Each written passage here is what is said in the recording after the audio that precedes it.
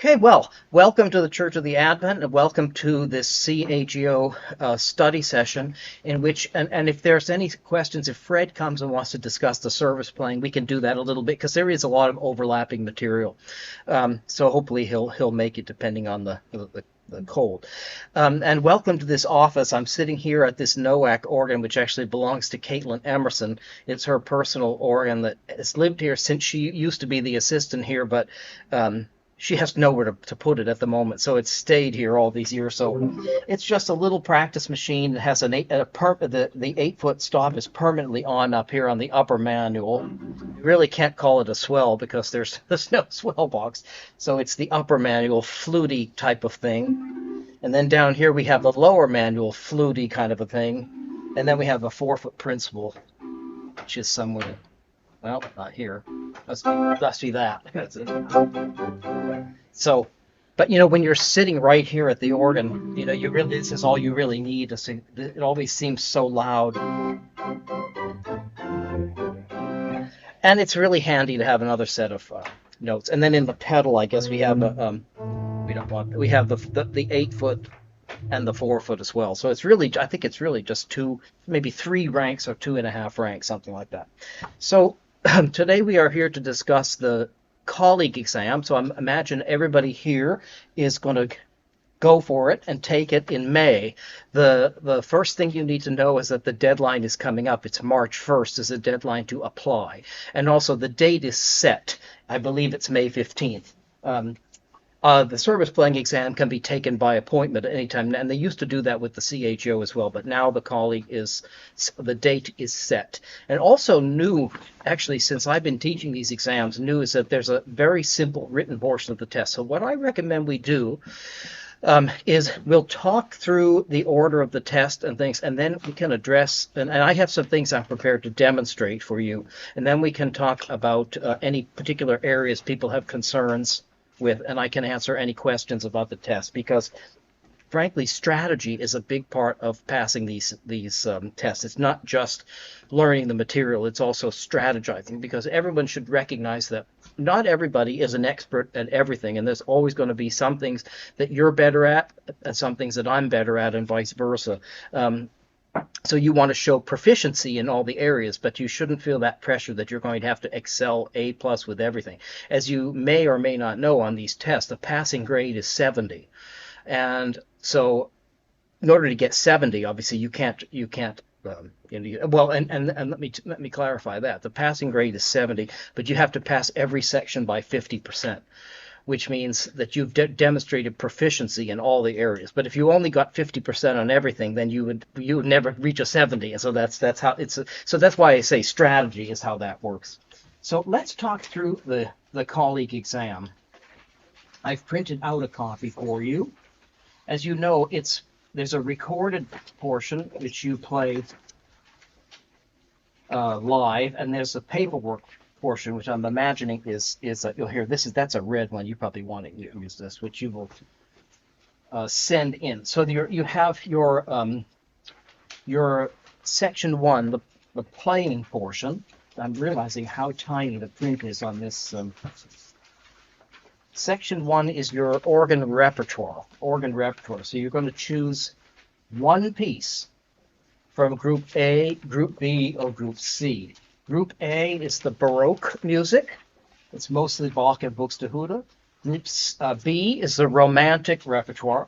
So you can choose Wellman or Brahms, Fauré or Franck. And then List C is modern music.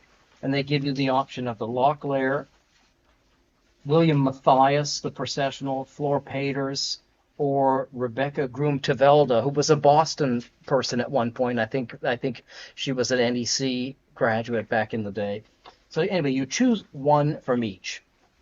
And then you have your 2 other accompaniments, one anthem and one solo. The anthem is the Old War Horse, with a Voice of Singing by Martin Shaw, which everybody knows.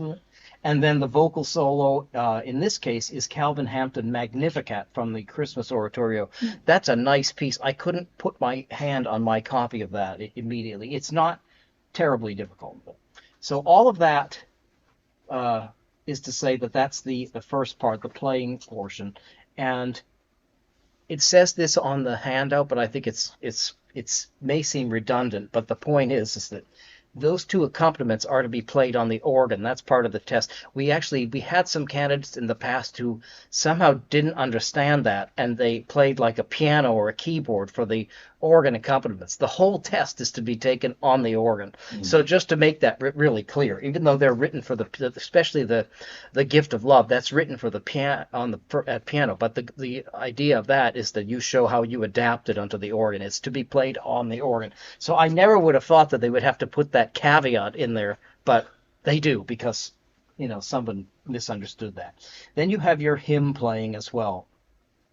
It's very, very tiny. I should have made this bigger. The candidate will select 2 hymns from the examination hymn booklet and will play them, an introduction followed by 3 stanzas, as though leading a large, enthusiastic congregation. The first stanza must be played as written, and this is true for the service playing exam as well, must be played as written in the examination hymn booklet.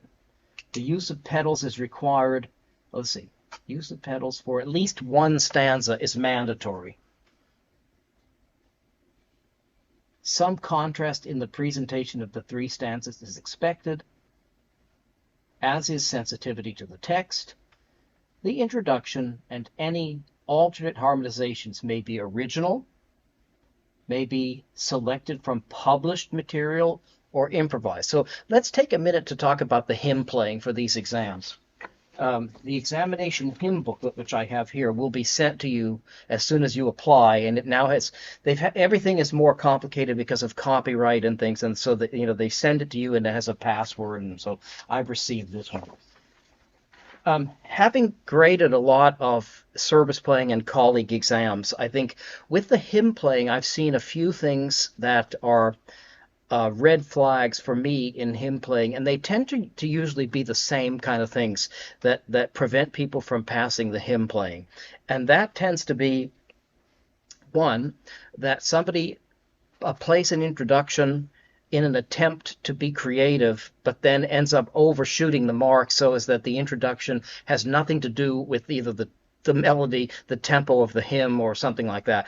So always remember, for the introduction, it need not be complicated, because the purpose of the introduction is to set the tempo, introduce the tune, and to prepare people for singing. I think in most churches, it's customary to play through the whole hymn as an introduction. However, that if the hymn is really long, or if it's a really well-known hymn, that may not be necessary. So there's no rule about what the introduction should be, but the introduction should be we need to hear some of the tune, for sure.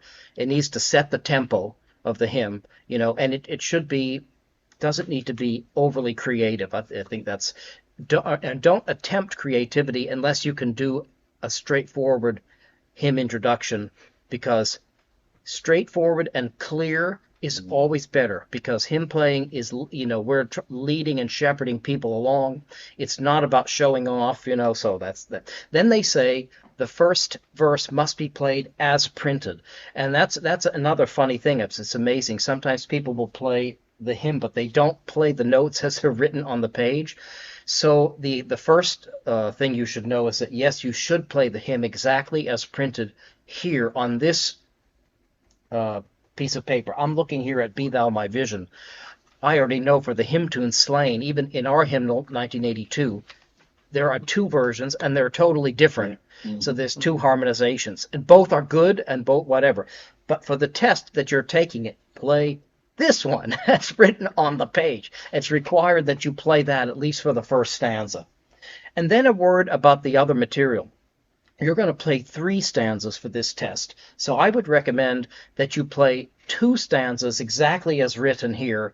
And if you want to change the 3rd stanza, either with a little harmonization or something like that, fine. But it's perfectly fine to just play the hymn as written. Because again, you want to show proficiency, and so that's some things you can do. Maybe a simple thing is soloing out the melody if you wanted, or you could have a harmonization. If you have a free harmonization, you can get it written out of a book. You can write your own. You can improvise it. But again, any of those alternate harmonizations should not distract from the steady tempo and the ability of people to sing with it, you know. So no creative harmonization should be so creative that people can't sing with it, and it should be played all at the same tempo. Another issue I find with hymn playing is people do not play legato enough. In general, the touch for hymn playing, and there could be some level of openness to discussion on that, but I'm just telling you what I think. Hymns should be played legato because you want people to sing legato. People don't sing in a choppy fashion, note by note. Hopefully they sing phrases. They say in the requirements sensitivity to the text. Well, what does that mean? I think it's twofold. One is registration, and two might be consideration of where you may lift. But when it comes to lifting with, let's say, with punctuation, let's take the end of the hymn, Love Divine, All Loves Excelling. The last line is famously, lost in wonder, love, and praise. It would be going way too far to lift at all those commas. You know, lost in wonder, love, and praise.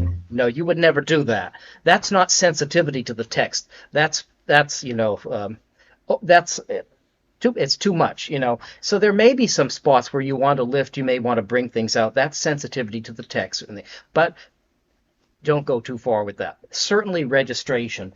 There's the other text for Slain, Lord of All Hopefulness. This is just give you an example. It's not in this booklet, but an idea of sensitivity to the text. Depending on when I play that hymn, sometimes, as you know, the first verse, Lord of all hopefulness, Lord of all joy, be there at our waking. Second verse, you know, Lord of all, I think it's Lord of all eagerness, you know, and it says at the noon of the day, be there, and it's really strong. And then it comes down in the third verse to the eve of the day, and then the close of the day. Depending on if that was an opening or a closing hymn, I may not do this, but it was a middle hymn. I tend to make the second stanza, which is about the work and the heart of the day, and with eagerness and liveliness, the loudest verse, and then to bring the organ down on the fourth verse. And again, you still have to maintain support for your congregational singing, but that's an example. Another one that I think of, and it may be in here in the book, is in the hymn Laudate Dominum. Oh, praise ye the Lord. You have some wonderful.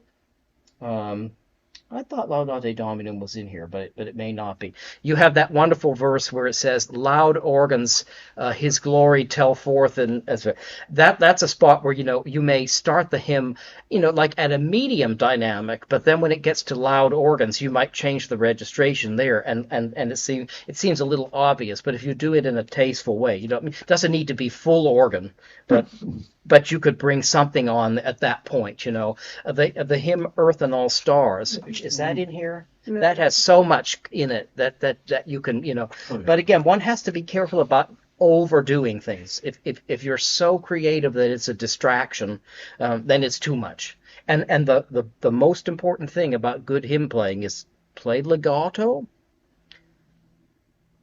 Keep a steady tempo, not too fast, not too slow.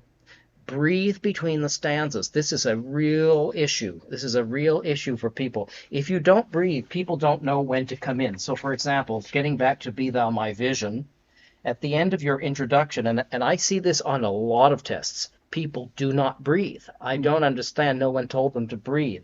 But your congregation has to be able to breathe, or you want them to know when it's time to start singing. And so this is an example of what not to do. Here's the end of Slain here.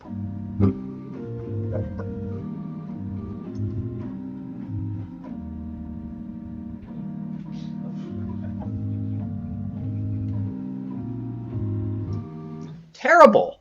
Absolutely hideous what I just did. Horrendous. Nobody is going to even know that the introduction has ended. They just think, oh, the organ just kept going. So I recommend two possible approaches to breathing between the stanzas. And the first one is the simplest, is that you just breathe as if you're coming in to sing, and you fill your lungs. So here's that last line.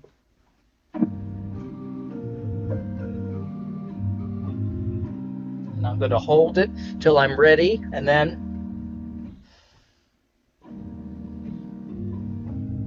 So that's one way. I took a good breath. If I filled my lungs, and I'm pretty sure everybody else could do that. The other thing you can do, and if you want to make sure that you're consistent, is you can develop a formula for how much time you're going to take between the stanzas. And we do this all the time, and it's sort of I think it's more common in Episcopal churches, but we'll decide on a formula. So I could decide that this is going to be what I call a 3+2 ending, which means I'm going to hold the chord for 3 quarter notes and breathe for 2.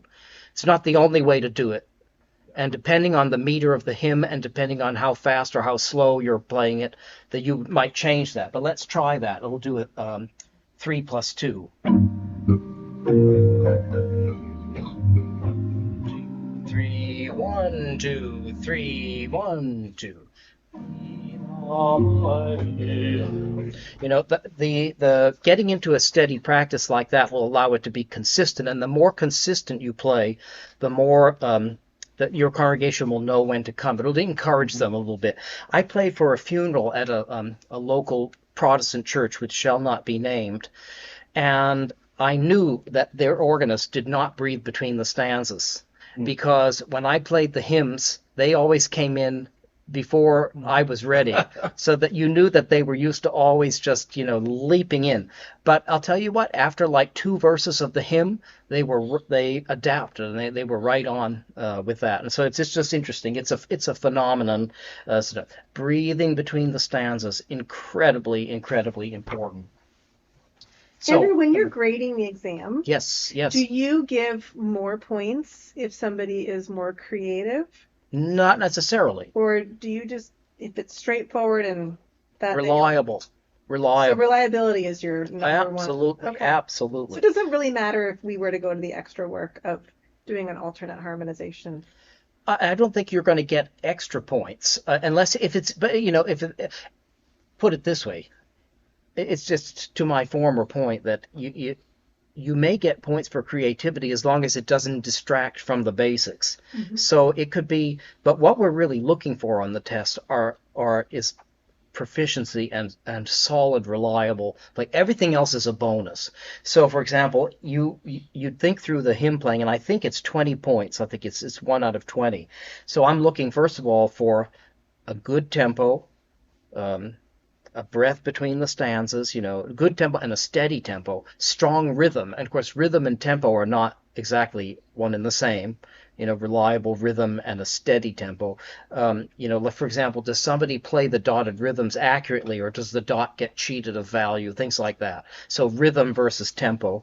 And then a change of registration between the stanzas. Mm-hmm. And if one, let's say one chooses to solo out the melody, is that done, is that done properly? Meaning you take the alto and the tenor in the left hand instead of, 2 voices in the left hand rather than 2 voices in the right hand, things like that. And then with the if they do a reharmonization, is that enhancing or improving what's there and making you want to sing more, or is it either too fancy, too distracting, or does introducing another element then cause one of the other things to go by the wayside? Maybe it's a great harmonization, but can't play it up to tempo, so they slow down, or they get nervous and they speed up, all that kind of stuff. So it's better to master the basics and get all of that really right. But I'd say the things that are not negotiable are registration changes between the stanzas, breathing between the stanzas,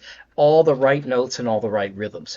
That's so they can play all the right notes, play the rhythm right, keep a steady tempo. That's what I think all of us have been to many and multiple churches, and we all know what we're listening for, So, do we know the hymns in advance? Oh, absolutely. Let's say you get.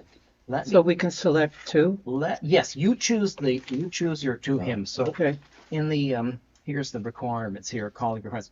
It's so tiny. Let me just do this again. Okay. The candidate will select 2 hymns. So you choose your 2 hymns. Out of the booklet. Out of this booklet. The examination hymn booklet. So yes, you choose the hymns. And the hymns in here are mostly very familiar. And again, it's designed to be user friendly. The hymns are "Abide with me, be thou my vision, come thou fount of every blessing, eternal Father, strong." It's standard Protestant hymnody. Okay, so that takes care of the hymn playing. Oh. Yes, Shoko. So can I play same hymn I played on service hymn? Yes, Oh, you can. yes, okay. Yes, you could. There's no reason that you couldn't do that. What was the question, sorry? I meant, I played and I did a for service playing. I did the same. three The same. same hymns. Yeah. First of all, nobody who grades the test will ever know who you were because you're identified by code number only, and so nobody, even if you played the same hymns, unless you got the same examiner and you made exactly the same mistakes, which probably isn't. So that nobody would ever know that. Yeah. Nobody would ever know. Shoko's teacher would never let her make any mistakes. I think, did I not record that test? I think it was an excellent test. proctored, Yeah, I yeah. thought so. It was She an did an excellent job. excellent job. Okay, and the repertoire, the repertoire, you just have to make your choices, and we could talk about that at a different time, but for the anthem accompaniments, I may make a couple of points, but I may use the service playing test, because I don't have these two. We might have with the voice of singing, but let me just tell you about the anthem accompaniments. I happen to have the service playing ones right here, so just to keep that simple.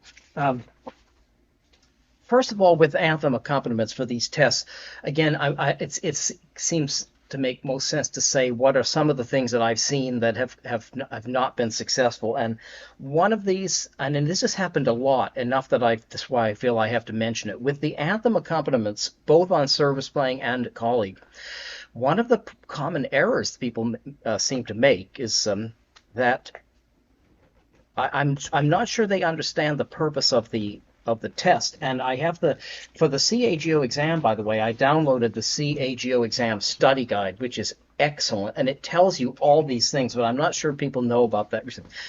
What I'm trying to say is that the test is not just to sit down and pull out an 8-foot flute and play through the piece. That is not what the test is. It's an anthem accompaniment test. Anthem accompaniment, assumes you're going to play all the notes, but it goes much farther than that. So a successful anthem accompaniment is a partnership between the choir and the organist. Now, of course, for the test, you don't need a singer for these anthems. Like on the service playing test, you do need one for the psalm and on the colleague exam, you play the accompaniment. Will someone be conducting us? No. You play the accompaniment. And that there's a few. Well, I'm going to get ahead of myself. The point of the anthem accompaniment is recognizing that the organ part is 50% of the piece. And if an anthem has an organ part, it wouldn't be complete without the accompaniment. And the accompaniment, of course, it should not overpower the choir, but the accompaniment should be varied and colorful, and you should look for opportunities to make sure that you are taking advantage of those things. So I've heard many tests where somebody has just pulled on the 8-foot string and celeste and just played the piece beginning to end and then stopped. And, that's demonstrates, they did play. No one could say they didn't play the piece. They did, but they did not demonstrate anthem accompanying. They more sort of demonstrated just playing the music. So, for example, I have here For the Bread Which Thou Hast Broken by William Bradley Roberts, which is one of the options for the service playing exam. Now, this one happens to tell you to solo out the melody here and there, but what it doesn't say, and it's typical for anthem accompaniments, we get a choral score, and you might have a suggestion for registration, or you might have a little direction here and there, but often you don't. Often you have the music, and the only clues that you might get would be the dynamics on the page, and you kind of have to assume the style and touch of the piece, and then you have to base how loud you're going to play off how capable your choir is. What's a forte for a choir of 6 may not be a forte for a choir of 80. So all of these things, but we often don't have that on the page. So For the Bread Which Thou Hast Broken is divided into 3 stanzas, 1, 2, and 3. They're all more or less the same. The first one is all in unison, the second is in 2 parts, and the third is in 3 parts. and you have a recurring, I wouldn't exactly call it a ritornello, but you have a interlude in between every verse. So the obvious thing to do if you're trying to make a nice accompaniment is to change the registration for each of those verses. If you have a very small organ, it may be a very simple change. It may be changing from using an 8-foot flute to using a flute 8 and 4, or to using like a string 8 with a flute and a 4, or something like that. The larger the organ, the more changes you can make, and that could be, using just the swell division and then just the choir division or something. And of course, there are many and multiple ways that you can get a foundation tone. A foundation tone could be a string and a flute put together. It could be just a flute by itself. It could be just a principal by itself. It could be flutes 8 and 4. Any of those could be acceptable under the circumstances. Also, he asks for a solo in every interlude. If you have more than one solo stop, it would be nice to use a different one. And just things like that. It's looking for opportunities to make the accompaniment interesting and colorful.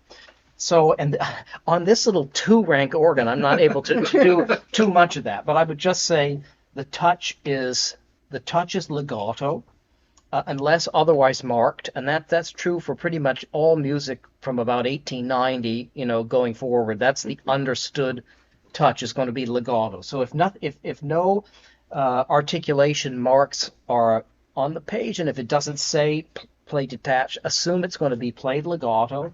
Again, just like hymn playing, it's understood that you're going to play all the right notes. That's the baseline. And then you want to be creative with your registration. So for the first verse, have your solo, and then you accompany the choir. Second verse, change that, and that will involve setting up some pistons, and that's why it's important that we choose an organ that has at least 6 general pistons or something, so that you can make little changes. And use the swell box is another thing. When you look at what's happening from the choir, when the choir is going higher in the tessitura, or whether if there's it may not say in the accompaniment, but the choir might have a crescendo or diminuendo. You want to have looked at all of that and made accommodations for that. If there's a crescendo and if the choir is getting higher in the range, they would benefit from opening the box to give them a little more support. It will help them to sing confidently. Then we have the piano accompaniment, and this is an interesting. I do have this, The Gift of Love by Hal Hobson. So all the same things I just mentioned apply here as well. It's said that you will play the notes and everything. Also, this is, I think, is in 3 verses as well. It's very well known. Everybody knows this. That every church everywhere, somebody sings this piece. Except here. I was going to say, you do it here? Wait a minute. I don't know that it hasn't been done. Mark loves it. It's one of Mark's favorite pieces. But anyway, so you've got a first verse, a second verse, and then you have a 2-part verse with a. Is it true? Oh, Mark loves it. No. Oh yeah, everyone loves this piece. Oh yeah. The tune or this particular? Oh my God. I'm just being facetious. So you're going to play it? I'm sure Mark loves it. Anyway. This is a purple comb moment. That's all I'm going to say. Oh, man. People talk. People talk. When you have a piece like this is clearly written for a piano or a keyboard. So you can play it exactly as written. There's nothing wrong with that. So here's something about organs, however. Arpeggios don't sound that good on organs, because with a piano, you need arpeggios, even like a harpsichord. You need to fill in the time with the sound decays. But on the organ, you don't. The introduction to this starts as follows.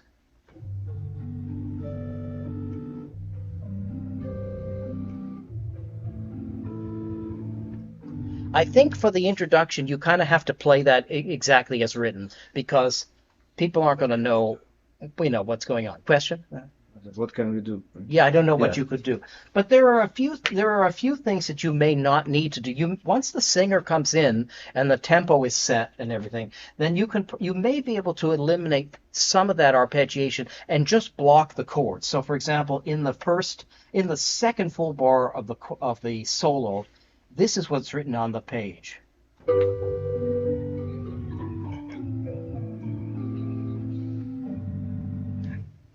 perfectly fine. By all means, play that. But a couple of things come to mind. One, you on the piano you would not have to hold the bass note, but on the organ you really have to hold the bass note. Otherwise, it's gone. So you need it. Second, you wouldn't have to put the arpeggiation in.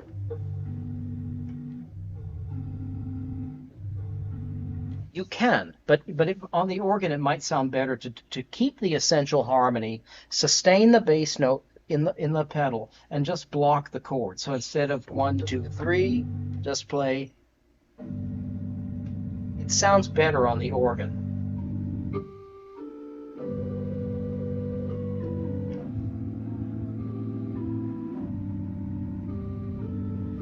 And you have to make some decisions about which passing notes are important and are contributing and are helping for the singer to still feel the motion underneath, and which ones you don't need. For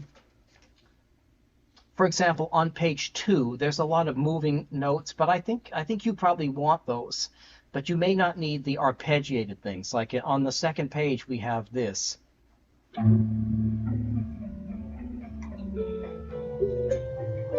I think actually that's fine. It's a scale. It's helpful. It's helpful to hear that.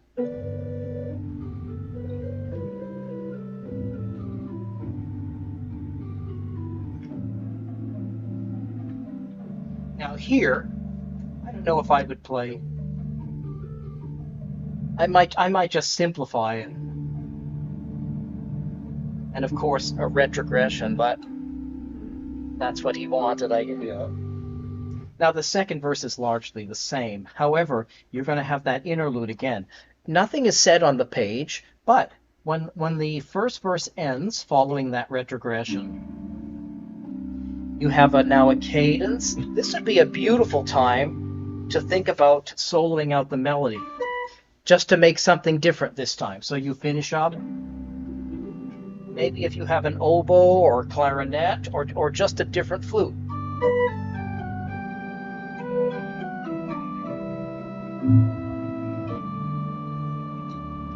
Something like that. It's just this is the difference between just sitting down and pulling out a stop and playing it and then go. So be creative. I would have you have 3 verses. I'd have 3 neutral registrations, so that you could have some interest in that. And the same goes for some of these other amps. All right, let's make sure I'm covering everything as needed here. I want to get to the keyboard part. So you've chosen your repertoire, you have your solos, no problem. With the hymns, we discussed that. Keyboard skills. I've given everybody a handout. Let's look at the handout, which is the 2025 exam.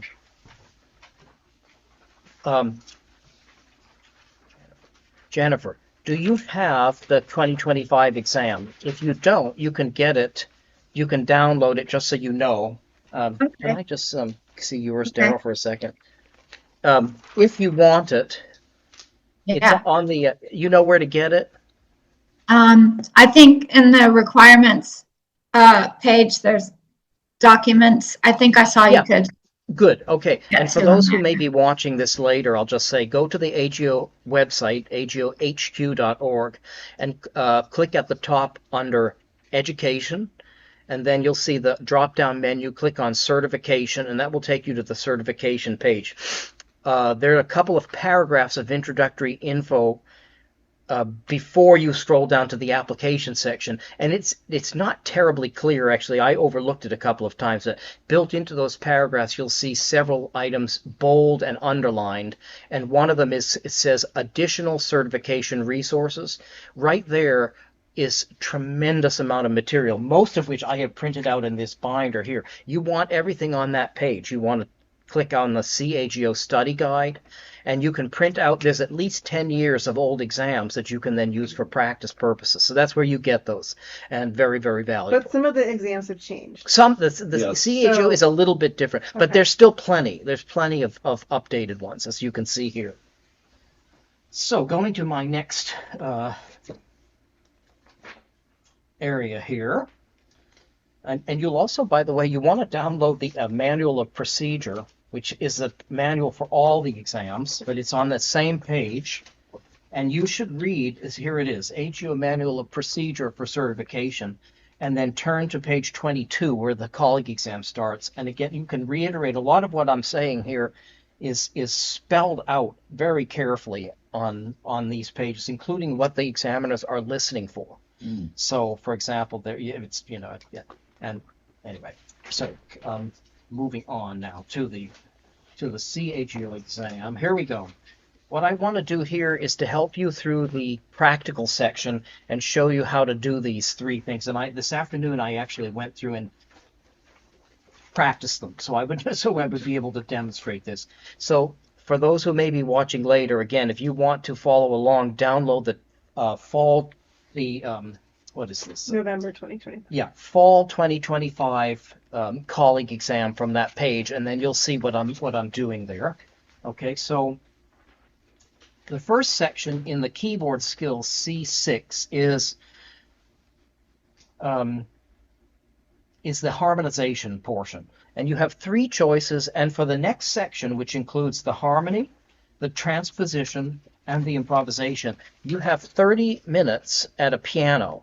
Okay, so during those 30 minutes, you have a few things that you need to do. You need to decide whether you want to do A, B, or C for the harmony.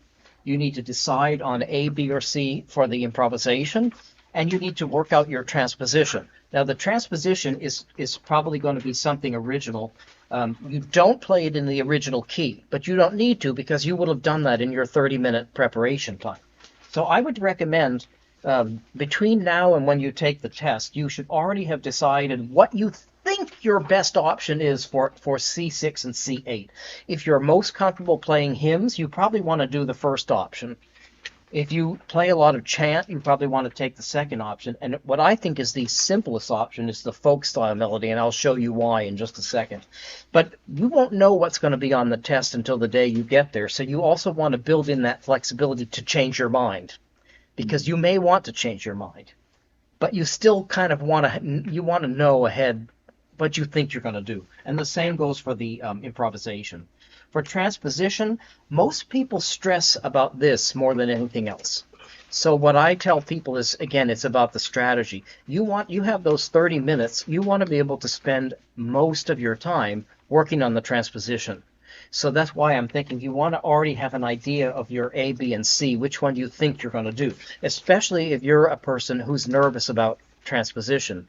Now, the transposition is not going to be long, and it's not going to be all that difficult. But again, if you are a person who stresses about that, then you're going to, you may, and the pressure of the exam situation, it's going to magnify anything that try not to let it, but because we could all say that, means we all sit down and make mistakes. It's just one of those things. So, part 1, keyboard skills, C6. 3 options, the hymn tune. First thing you're going to do is play through the example.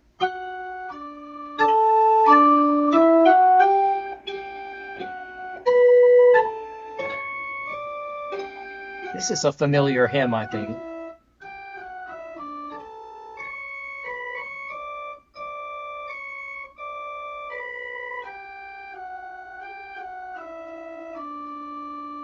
I think I know this was. It's "In Your Mercy, Lord, You've Called Us," or something like that. I think it's something. It's a nice tune. If you choose C6A, the point here is to demonstrate your ability to harmonize this like a Protestant hymn, which means you should harmonize every note. Because if you look at a typical hymn, and a good way to do that is just to get out whatever hymnal you use, and you'll see most hymns, and you don't even need that if you have the examination hymn booklet. If you look at a hymn, you will see that there's a chord change on every single note, and it's all in 4 parts. So by choosing C6, you agree that you're going to show that you're going to harmonize that like a Protestant hymn. So, for example.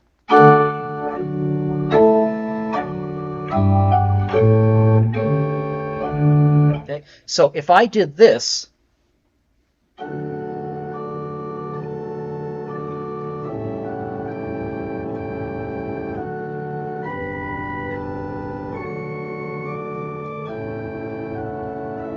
That would not pass. That would not pass. Not to say that it couldn't work and that it's, but that does not demonstrate a four-part Protestant hymn style. So that's important. The other thing is when you do play the example,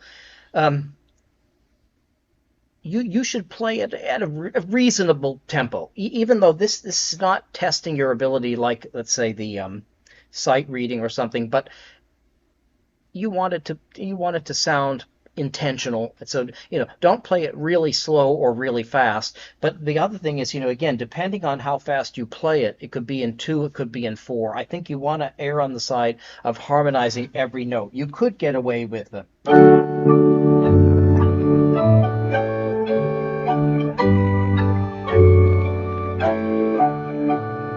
I think that's too fast, and I think that they want to hear a harmony on every quarter note, because it is written, it says 4/4 time. So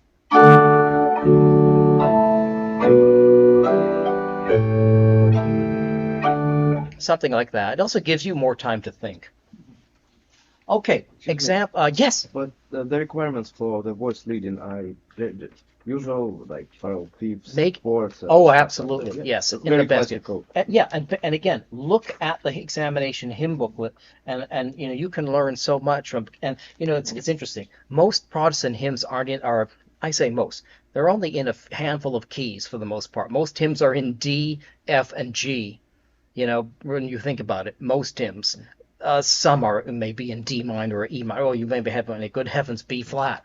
Well, but most hymns are in a handful. So is it possible to write it down, or you need to? Well, you have that's a very good question, and we can refer to the examination procedure booklet. But I think it says that right here in the requirements, which you I have an appointment on Monday to go to the eye doctor. I've got to improve I haven't been to the eye doctor in 5 years. Improvisation. Here we go. Harmonization. Now this is harmonization. This is harmonization. It doesn't say I think you can make notes in the 30-minute practice time. But for the sake of the here's the manual procedure. Let me just see here. I've got it set to the CAGO. Keyboard skills. Let's just see here. The sight reading, we have that. Folk harmonization. Here we go. Well, that's interesting that they don't. I said that anyway. Hymn tune harmonization. The hymn tune harmonization should be done in 4-part, note against note hymn style. It doesn't say that you can't write it down. If you have the 30-minute practice period, I think you can make notes. In fact, I would encourage you to make notes if you want to analyze your hymn for the transposition by putting the Roman numerals in. Can I also ask how strict is this? Like there is no 2/3 in the 6th chord, or it's a little bit more flexible if you have ears. Yeah, I mean, aim to get it as much as possible. But I think you could write figures under this middle figure. You could, and also let's face it. I mean, we have some hymn tunes that there are double thirds and things. Whether that's a mistake or somebody's going for that particular color. You know what I mean? Mm-hmm. But I would say, in answer to your question, do your best to abide by, especially for C6A, the hymn tune, because it's the strictest one. When we're looking here at the folk style melody, that's a much looser form, and so it's not as strict. So that's why I'm saying with the hymn one, try to make it as close to a 4-part with good part writing as much as you possibly can. But it goes also to the grading. Remember, you have to pass every section by 50%. But then you have to get a 70 overall. So, what would contribute if I'm grading that out of 10? Let's say it's out of 10. If I hear a double third, but it was a nice harmonization, I mean, I think, again, fluency, reliability, was, so nobody's going to be, listening for parallel fifths. I think it says a parallel fifth. I'd rather hear a parallel fifth than have someone keep going, keep a steady tempo, and, then it's the parallel fifth is not going to be the end of the world, You know what I mean? Yeah. So it's thinking through it. And also, remember, you have to get a 5 out of 10. So can I get 5 out of 10? Do I have a double third? You know what I'm saying? So it's you put yourself in the mind of the listener, which I often tell people about the sight reading. The sight reading is another thing that worries people but I say play it a little bit slower. Play the sight reading a little, err on the slower side and get it right. Because if the person listening to the test, the person, they play it and they go too fast and it's full of mistakes, they're going to say, oh, clearly this person doesn't read music, you know. So it's that. It said note for note. For instance, I would, in the second line down, perhaps put a passing note in the bass line on an eighth note afterwards. Would that be wrong? No, not at all. Okay. Passing tone, but yeah, they mean they want a chord on every beat.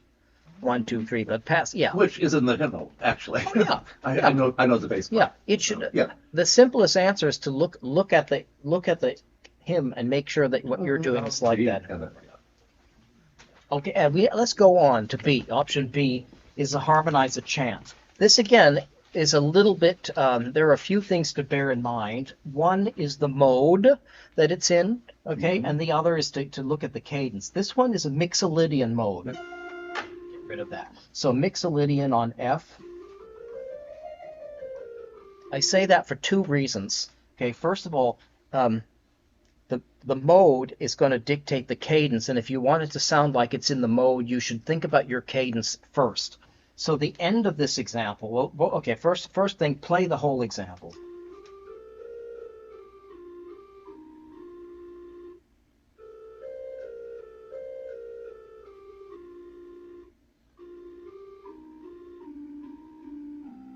And especially listen to the final. It's a very typical Mixolydian. Sounds like Veni Creator Spiritus. Start there and make sure you develop a cadence that's right. For example, the last note is F, the first note is F.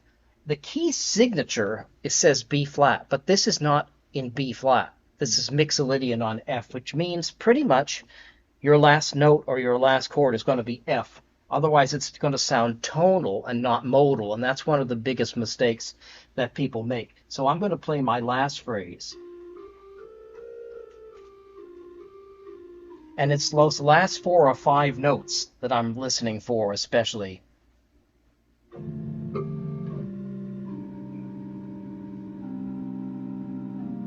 Something like that. So.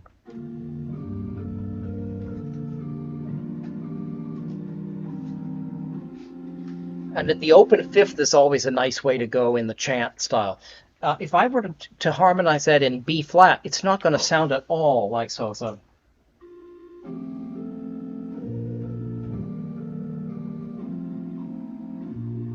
That doesn't sound like chant at all. That sounds too tonal.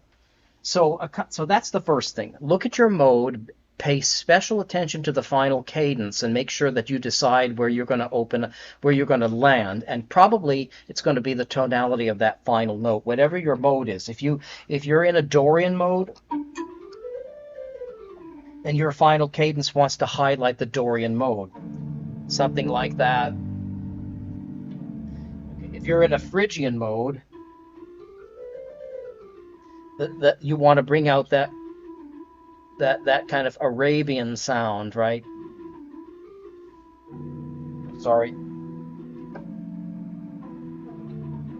That's the kind of cadence that you want in a Phrygian, whatever. So Lydian, Mixolydian, that's what you're looking for. So for this, then the next thing is the chant harmonization does not need to move on every note. Stay within the mode. Change chords when something in the melody bumps at you and say that doesn't sound right. Then you need to change it. Keep a simple chord. First inversion chords are wonderful in chant because, first of all, you can't possibly do anything wrong with it. You can have chain after chain of first inversion chords and never break any rules. So that's a wonderful thing. And just change the harmony when you need to. So first phrase.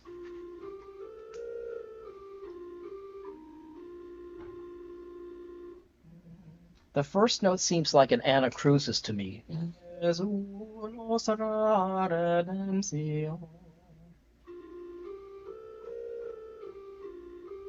I know I'm going to want to end on F, but let's see if we start on F.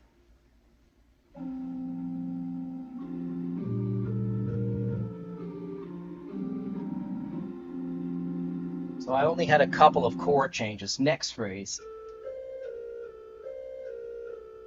This one won't need too much. I don't like that, sorry. It's as simple as that. 3 chords, next phrase. And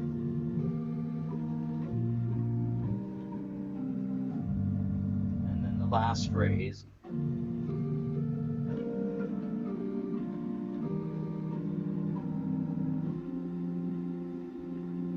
You could also do it by soloing it out. Let's see. This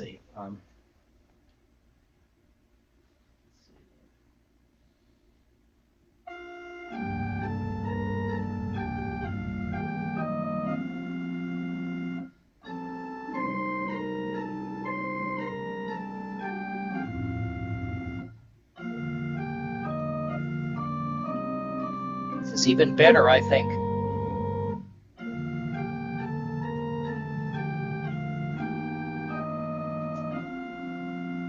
That actually worked even as a little more convincing, I thought. So you could just solo out the melody. So you keep them, and obviously in the chant, I mean, chant in its nature is just monophonic, really. It's one human voice unaccompanied. But anyway, so the more you keep the melody prominent, I think the better. So soloing it out seemed like a good option there.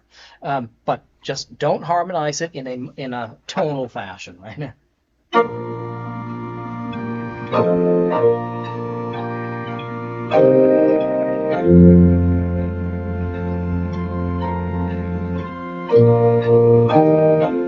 Doesn't want to sound like that. Okay, lastly, option C is the easiest, I think, because the folk style melody. Now, what can you anticipate when I say folk style? It could be a folk tune. In this case, we've got an early American shape note kind of tune, which I think most people know. When Jesus Wept. It could also be more of like a folk style, sort of folksy tune. You know, I've seen all kind of things like the Shalom song, you know.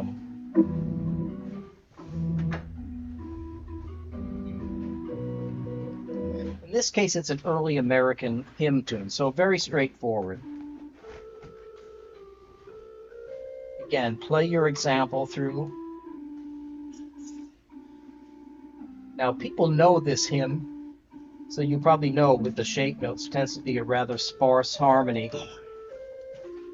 Oh, Fred made it. Hey, I'm sorry, I thought it was at 6. Come here. It was at 5. It's at 5, but we've got you covered. We've got you covered. The great Fred MacArthur, everybody. The great Fred MacArthur. So I'm going to demonstrate this. Nice and simple. Just take one harmony per bar as the starting point.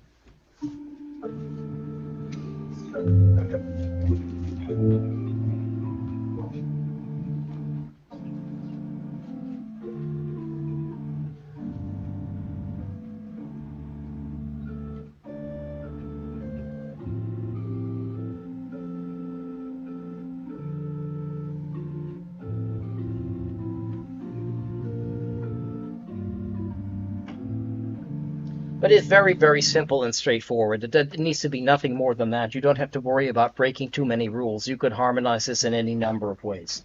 Okay, I'm looking at the time, so we need to keep on going. Transposition, I've given you the handout called Not a Dirty Word. Not a 4-letter word. Transposition, not a 4-letter word. Well, of course, it's not. It probably has about 10 letters. But anyway, what we're looking at here, what I want you to do, because transposition, we need a whole other session to just go through this. But what this article does is it recognizes that, like improvisation, trying to teach it, and like transposition, trying to teach it, it's not one size fits all, and that's what's important for people to know. Bear in mind the same strategy, that a passing grade is 50%. So if you look at the transposition example that I've given you, it has 1, 2, 3, 4, 5, 6, about 8 bars, you know. So to get a 50%, you play it twice, and you play it in the written key.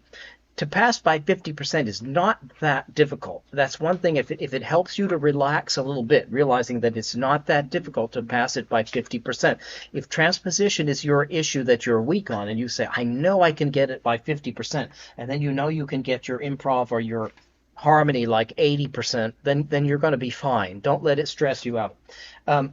Also with transposition, they're not going to tell you. On the service playing exam, they say play it in D and play it in C. Well, they're not going to tell you that. They say play it down a whole step and up a half step. Now, I have seen this on exams where people have not passed because they accidentally played it in the wrong key. And the part of the proctor's job is to check and verify that it's played. Somebody will just look at it and they say, play it down a whole step. And then just without thinking, they may just play it down a half step by mistake. So when you're in your 30-minute preparation period, the first thing I would do is I would get my pencil and I would write down the keys, which I'm going to play it in. And always use an organ that does not fall apart. Do they exist? You know what? I think the cat has gotten in here. The cat is. Now what? See, this is on the inside. Where does Is there a little hook? Is there a little? I can't even see a thing. But this is probably. I don't think it's not from outside. Yvonne, would you just hold that for a minute? so right in here, down a whole step. So that's going to be what key? C. Yeah. So I'm going to write that C, and then up a half step is going to be what? E flat. E flat. E So flat. just write it down so that you save yourself that. I know there's a D flat. Can I just do it that way? Yeah, not on this. Thank you. I'll have to get inside and figure something out about that. I'm sure it's. I can hold my foot for now.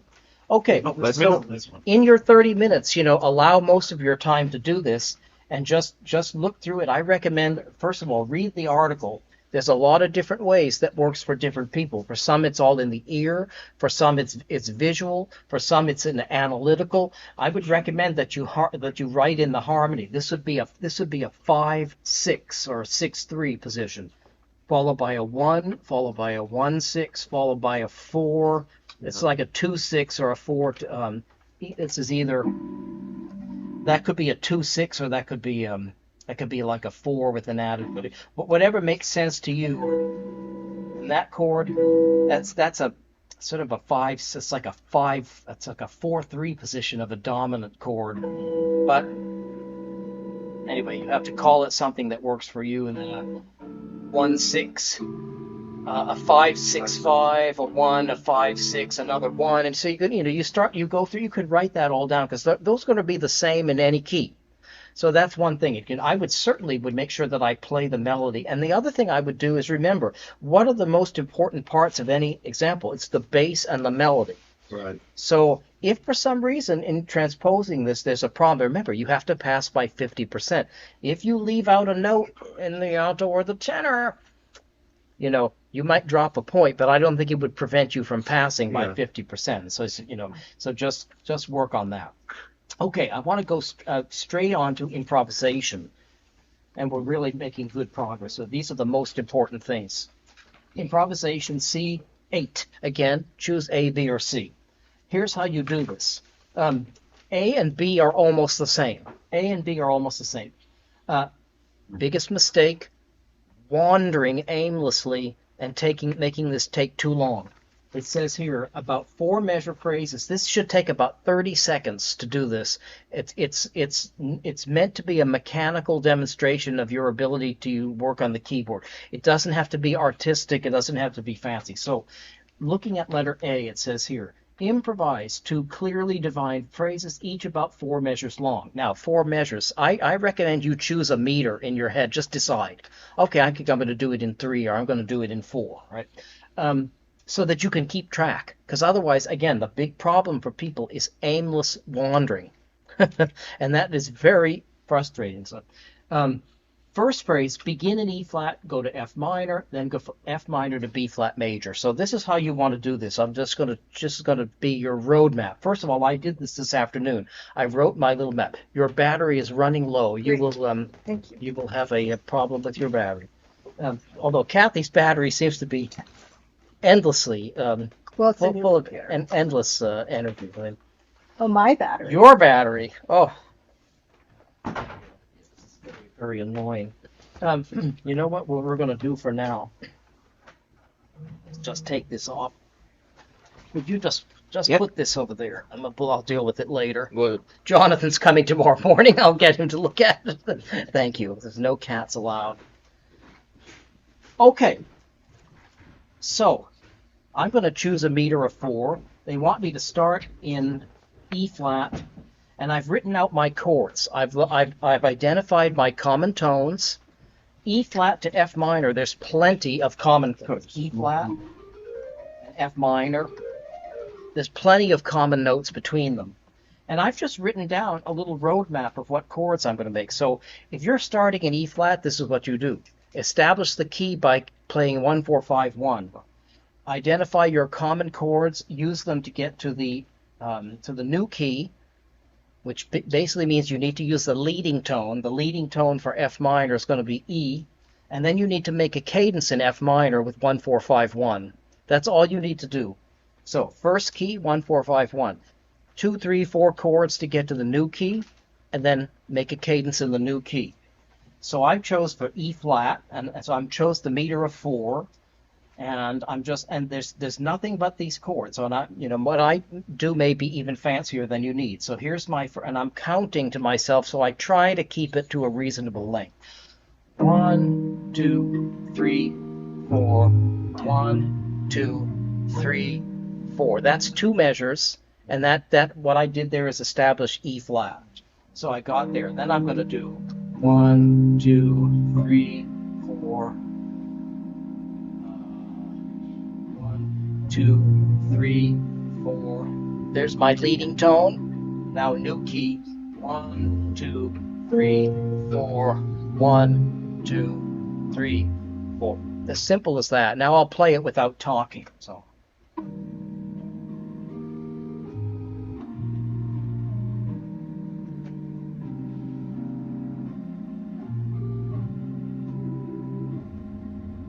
That's the first half. You see how that just went by, like 15 seconds. Then the second half, they want us to get to B flat. It's the same thing. I'm still counting in my head.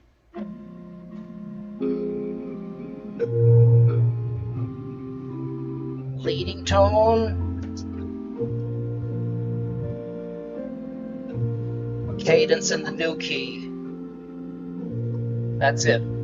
That's the extent of what you need to do for A. Very simple.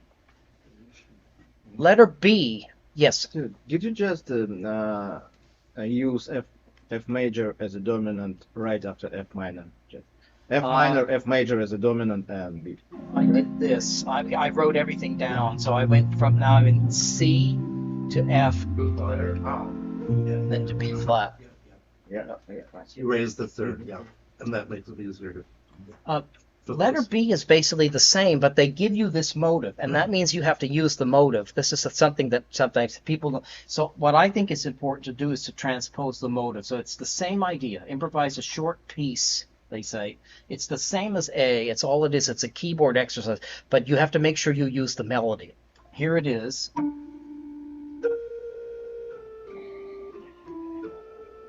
It's a little weird. I'm not sure I like that kind of modulation at the end. The point is, state that melody. Do exactly what I did in letter A, but use this melody. So here's it first. It's in D minor, but it kind of modulates. So I'm using.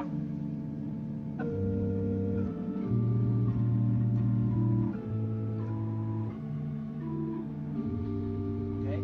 Now they tell us that they want us to go to first half should go to F major. So I'm taking this and I've arbitrarily decided I'm going to transpose it to F. So instead of starting on D, I'm starting in F, and I've had to make some alterations. But I'm just playing it in F now. So I'm using the intervals up a 6, down a second.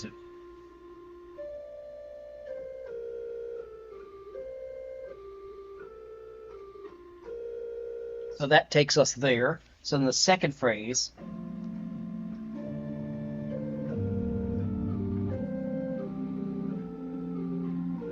that's what I've done. And then they want us to go to A major.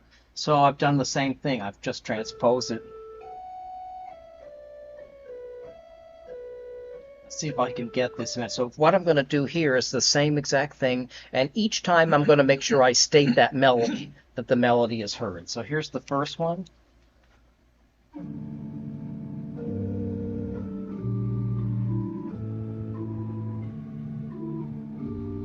I'm going to F, right, yeah. Yep. Here comes the melody.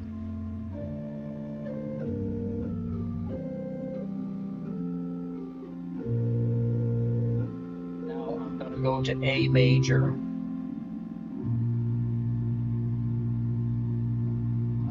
Sorry, I'm a little stuck. Not good, but I'm going to try to keep going. All right, something like that. And then I'm stating the melody. Now I'm going to have to come to a cadence and just end. I needed another chord in there, or it's what I did early. But that's the idea. You just move through that. Same as A as B, just state the melody. Okay, and then letter C, again, very much like the first example. They tell us here, they've given us 2 hymns. They want to make a modulatory bridge for this. They've given us, I think this is too easy, so I've prepared a different one. But what they gave, here's the reason why. They're both in 4/4 time, and sometimes you don't have that. So what I'm going to do is go to the examination hymn booklet, page 4 and 5, and that's the hymns are Slain and Easter hymn. And I'm just, because they're in 2 different meters, and I want to show you how to do that. So here's Slain, and here's Easter hymn. Their first hymn is in 3. That's the doorbell. We just ignore that. And the second hymn is in 4. It's very difficult to make a concise modulatory bridge between 2 hymns if they're not in the same meter. And there's the ultimate solution to this is very important, and that is you change the meter first. Before you even try to modulate, change the meter. If you get stuck in your first meter, then all of a sudden you think, oh no, good Lord, it's time to start the next hymn, and then you can't get out of it. So what I recommend is that you play, and for the purpose of this, you just basically do this. State the last line of the first hymn, change the meter, and then modulate, and then give a recognizable tune from the second hymn, and then stop. You don't play the whole hymn. It's just like the other 2. It's an exercise. So here we have Slain, last line of Slain.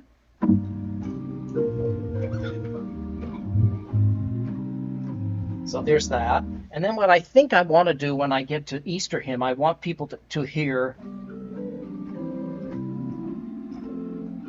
or at least, so that's what I'm going to do there, and then you can, for the purposes of stopping. So what we'll do, I'm going to check, first I'm going to, let me review what I did here. I used these chords. I did something really simple. Okay, so first thing I'm going to do is change my meter, and I'm going to immediately switch to 4. So here is 1, 2, 3, 1, 2, 3, 1, 2, 3, 1, 2, 3, 4, 1, 2, 3, 4, 1, 2, 3, 4, 1, 2, 3, 4, 1, 2, 3, 4, 1, 2, 3, 4, 1, something like this. And I'm trying to use those little strain. Sorry. And then I'm done. If I don't change the meter, I promise you, you'll get lost in a. And also, you just need to have a plan. So just do it this way. If you do it this way, it works. I know it works. Question. I have a silly question. Where do you use it in the service? Sometimes. Well, it's interesting. That's a good question. I can think of 2 examples, one very Protestant and one very Catholic. When I worked for a Presbyterian church in Pittsburgh, it was a pretty evangelical sort of a church, and they like to start the service with, like, not just a hymn, they like to sing like 3 or 4 hymns. And they would like to weave them together, kind of like Crystal Cathedral kind of Hour of Power style with Fred Swan and his hair on the TV, you know. So what that means is they love to sing like 2 or 3 verses, make a modulation, go straight to the next hymn. On the converse side here, if we have a feast day and we do a solemn procession, we usually need 2 hymns to get through the procession, and they may be in 2 different keys, and so we need to make something out in between them to fill them together. I just realized that I just did it, but I didn't realize that. Yeah. So that's 2 examples. It could be any. It could be doing a hymn sing. It could be some weird request from a funeral, you know, or something. Who knows? But those are 2 examples of when that might happen. So that's how to do those 3 sections. And Let me just see what else is in here that we may want to talk about. That's all of the, oh, sight reading. I already mentioned, here's an old sight reading example. Again, play it a little slower, but keep the tempo steady. And don't stop. Don't stop. That's the most helpful thing I can say. If the example gives a suggestion, like on this example, it says Roman numeral 1 and Roman numeral 2. That clearly means to use 2 keyboards. And if it says that, I would do that because, one, maybe the voice is cross, and if you're on one keyboard, you're going to end up in trouble. But also, since it says it on the page, they give a registration. They don't always do that. They might it may not say that. But if it does, it's probably there for a reason. So this would be a reasonable tempo, I think. You could better to play it slow and get it right. If you play too fast, the examiner is going to think, oh, it's a disaster. If you go a little slower, the worst thing they're going to say is, well, it was awfully slow, but it was right. So you could play, I think, about as slow as this. Okay.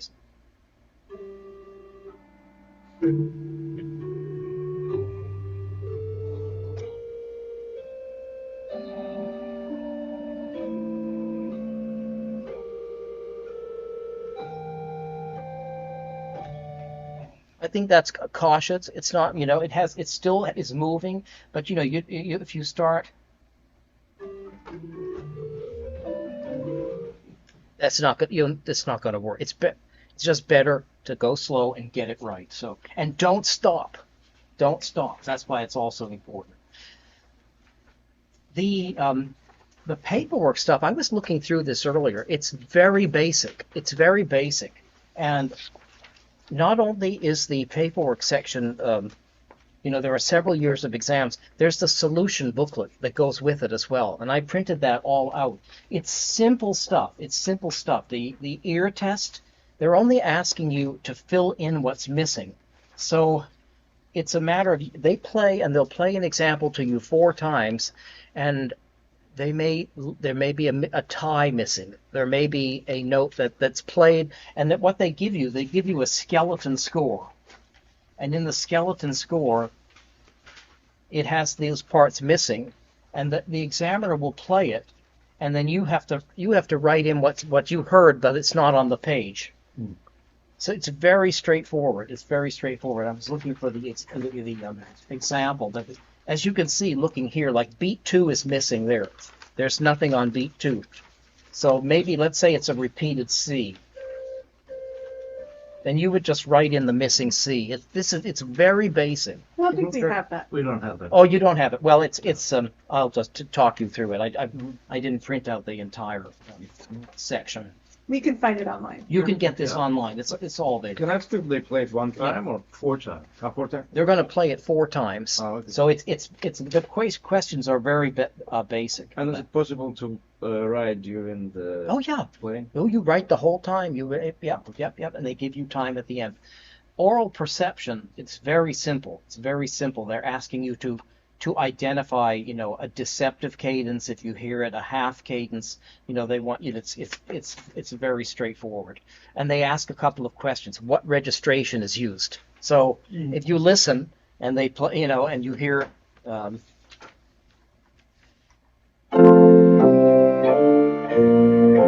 you would say it sounds like a, Principals 8 and 4 or something. Okay, that was a flute. It's all about the ear. What is the character and style of the piece?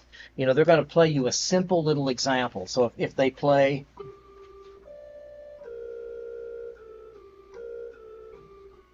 what is the style and character of the piece? Baroque. That's a fugue. Fugue of that's an acceptable answer. If they play.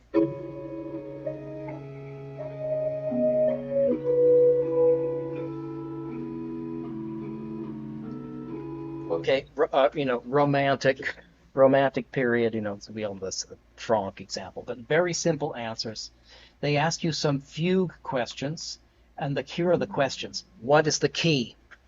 Okay. So, all right, and then how many voices are there in the fugue exposition? Well, you count them. 1, 2, 3. This is simple. It's list the order of the voices as they come in. Well, here it's soprano followed by alto followed by, in this case, I guess bass, because the stems are going down. But it's straightforward. How many recurring counter subjects? In this case, I'm looking at, I don't think there's not even a counter subject in this fugue. So there's no, and it's not recurring because they only go up as far as the third voice comes in. And so we don't even know, we don't have any information to answer that question because there's no, there's no room for the usually with a counter subject, it continues every time the answer or the subject comes in, the counter subject is stated alongside of it. But in this case, we don't know that because they're only giving us 2 lines of the fugue. So the questions are very simple. And then they say, what is the harmonic function of measures 11 to 14? Well, what's happening in measures 11 to 14? Let's see.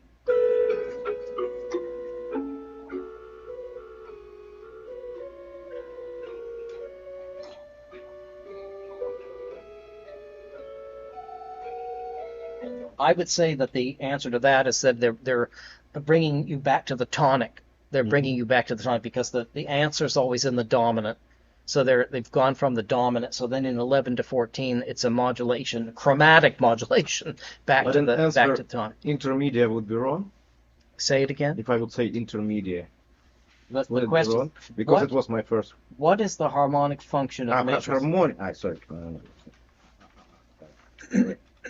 Fine. Okay. So very straightforward. Continual realization. This is only written down. They're going to give you a simple passage, and you just write that voice. So remember, for the simplest way to do figured bass is they give you the figures, and those are the intervals, the scale degrees above the written note. So if they give you an F, and it says on it 6-3, and you think up a 6 and a 3. Up the 6 is a D, and up a third is an A. So you write. Or you would write, if F is the note on the test, you write A and D above it. Mm-hmm. And, you don't even have to know how to play continuo to just add up the numbers. That's the simplest thing. Sometimes you have to get to that basic level, add up the numbers. If they give you an F and they say 7, if there's nothing else indicated, it probably means there's an E. If it says 7 with a flat, it's E flat. And then, of course, there's always the 5-3 is implied. Right. So, and it's a very, you can see all that in the answer sheet. And then lastly, there's a little analysis. Very simple questions.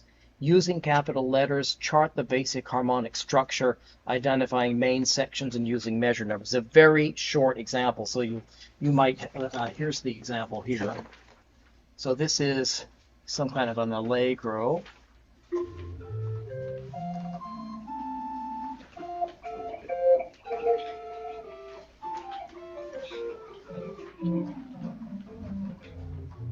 Okay, so maybe I would say 1, 2, 3, 4, 5, 6, 7, 8. Those first 8 bars are the, first section. Is that an E flat?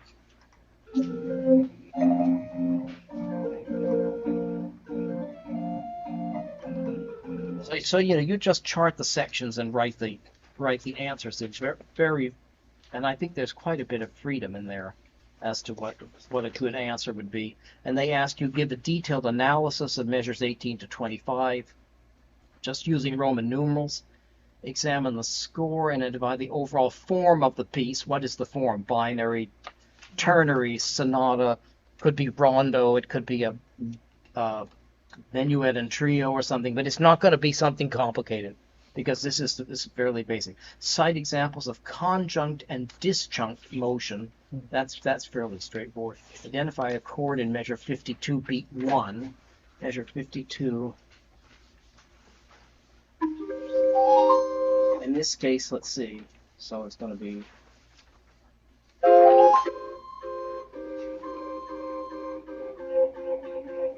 So you have to get whatever your key is in there.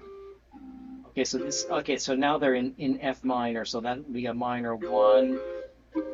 Instead of a 5, it's sort of the 4, I guess. It's sort of the 4 in 4 or 5 in the. Wait, what measure is this? What measure is that?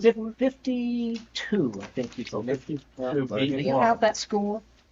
Different chord? Yeah, we've got that. That's that's 60. Excuse me. That's see, I can't see it. So it's the second measure in on that line. 52 starts from diminished chord. 52. It's a diminished, yeah. Then it goes to the sixth chord, or So it goes, depending on where you are at that time. You just have to decide what is your key center. The second page is C major. And then you have to base it, I guess, on your where you are at that time. Then they're sort of in D minor. I see. So we're sort of in G minor by that point. So it's probably a diminished seventh chord on F sharp, I guess is what you would call it. So you just answer these simple questions. And that's the whole test. Now all the answers are included here in the certification solution booklet, so we can check and see if we're right about any of those things. But it's all available, including a recorded example to test yourself. this is Scarlatti? Sorry? Yeah. It's a Scarlatti sonata, yeah, for sure. Oh, see, I didn't know that. But they didn't. I don't know this sonata. They could have said, give a guess as to what you think the, what the composer or the period is, but that's not one of the questions on here. Now we covered in bare bones the whole test, from the repertoire to the hymn playing to the accompaniments to all the different keyboard skills and at least some degree the paperwork portion. And you've been asking questions. Does anybody have any questions about something that I may have forgotten to say or cover?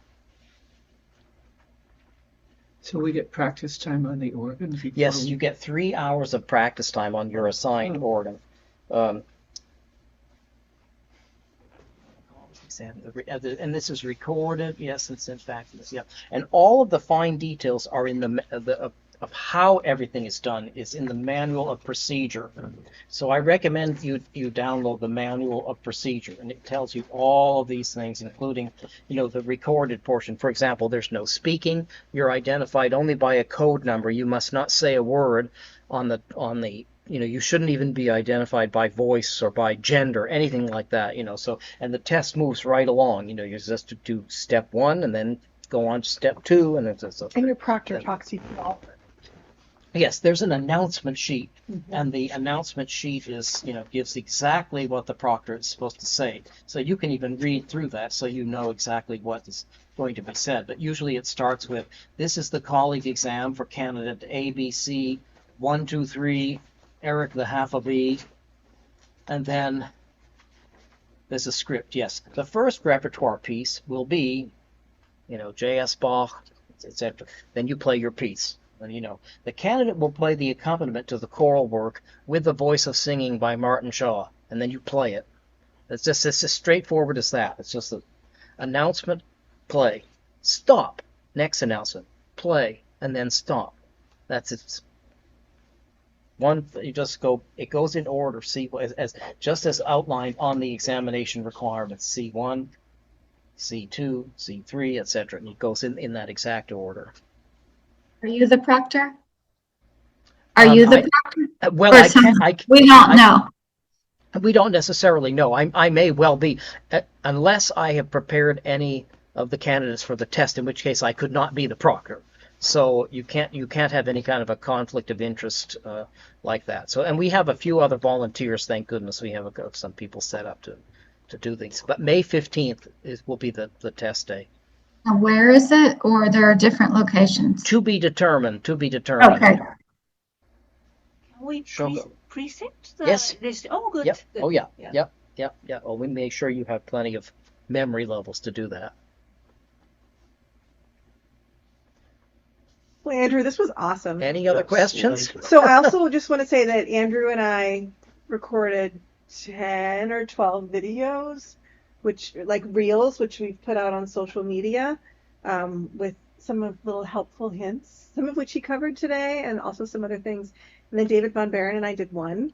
So if you're on social media, yeah, go check them out. And there's no shortage of material on that AGO website. They've done an amazing job. So go into that education, certification, and then additional certification resources. And that, download. I downloaded and printed these all out so that I'd have everything for today. There's practice materials. There are many years of old exams, so you can really you'll know what to expect. You won't be going in. Only the content will be different. The form and the general scope will all be the same. So yes, and if you have any questions, you may certainly contact me at any time, and I will do my best to answer those questions. And I wish everybody good luck. And that concludes the session for today.